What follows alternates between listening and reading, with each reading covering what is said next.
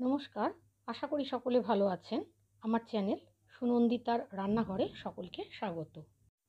আজ কুমড়ো, আলু আর ছোলা দিয়ে একটা রেসিপি শেয়ার করব, যেটা খেতে এতটাই সুস্বাদু হয় যে যদি কেউ কুমড়ো পছন্দ না করেন তাও তার ভালো লাগবে। এটা ভাত, রুটি, পরোটা সব কিছুর সাথেই খাওয়া যাবে।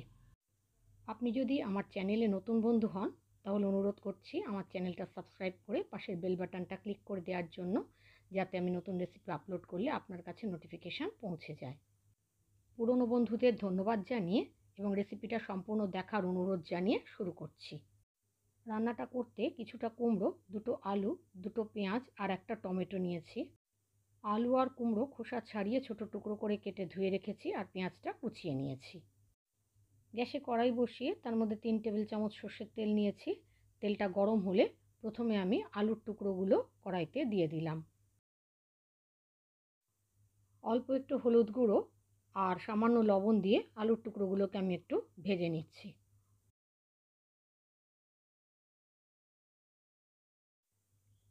আলুর টুকরোগুলোকে আমি হলুদ নুন মাখিয়ে 2 মিনিট ভেজে নিয়েছি। তারপর এর মধ্যে কুমড়োগুলো দিয়ে দিলাম। কুমড়োর টুকরোগুলো দেওয়ার পরও সামান্য হলুদ গুঁড়ো আর সামান্য লবণ দিয়ে কুমড়োগুলোকে আলুর সাথে একসাথে ভেজে নিচ্ছি। তবে আলু আর কুমড়ো আলাদা আলাদাভাবে ভেজেও তুলে নেওয়া যাবে। আমি এখানে একসাথেই ভেজে নিয়েছি। কুমড়োর টুকরোগুলো দেওয়ার পরও 2 মিনিট আমি ভেজে নিয়েছি। তারপর আলু আর কুমড়োর টুকরোগুলো কড়াই থেকে তুলে নিয়ে একটা পাত্রে রেখে দিলাম। কুমড়ো আলু ভেজে তুলে নেওয়ার পর কড়াইতে আমি আরও 1 টেবিল চামচ সর্ষের তেল দিলাম। তারপর ফোড়নে দিলাম একটা শুকনো লঙ্কা চিড়ে, একটা তেজপাতা ছিঁড়ে আর হাফ চা চামচ 5 ফোড়ন। ফোড়নটাকে কয়েক সেকেন্ড ভেজে নিলাম। তারপর যে দুটো পেঁয়াজ আমি কুচিয়ে রেখেছিলাম সেই পেঁয়াজ কুচিটা কড়াইতে দিয়ে দিলাম। পেঁয়াজটাকে মিডিয়াম ফ্লেমে 2 মিনিট ভেজে নিয়েছি। 2 মিনিট বাদে গ্যাসের আঁচটাকে লো করে কিছু মশলা দিচ্ছি।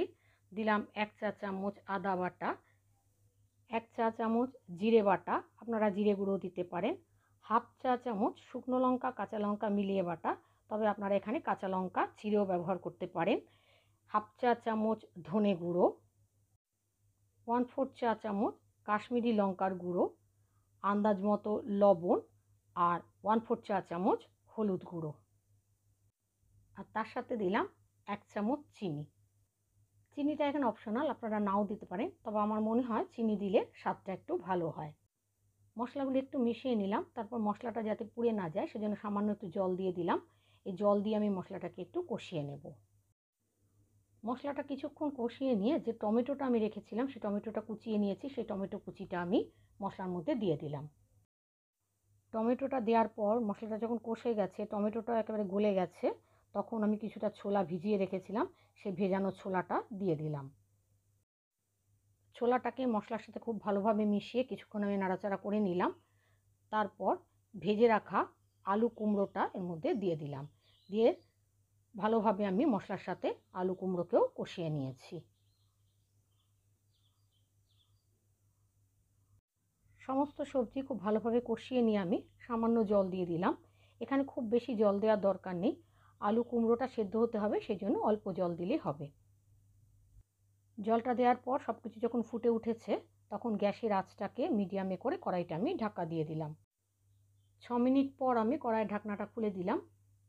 আমার আলু কুমড়ো সেদ্ধ হয়ে গেছে। তরকারিটাও একেবারে মাখো মাখো হয়ে গেছে। সব শেষে দিয়ে দিচ্ছি 1/4 চা চামচ গরম মশলার গুঁড়ো। গরম মশলার গুঁড়োটা দেওয়ার পর আবার একটু আমি নাড়াচাড়া করে নিলাম। গরম মশলার গুঁড়োটা ভালো করে মিশিয়ে নিলাম। তারপর গ্যাসের আঁচটা বন্ধ করে দিলাম।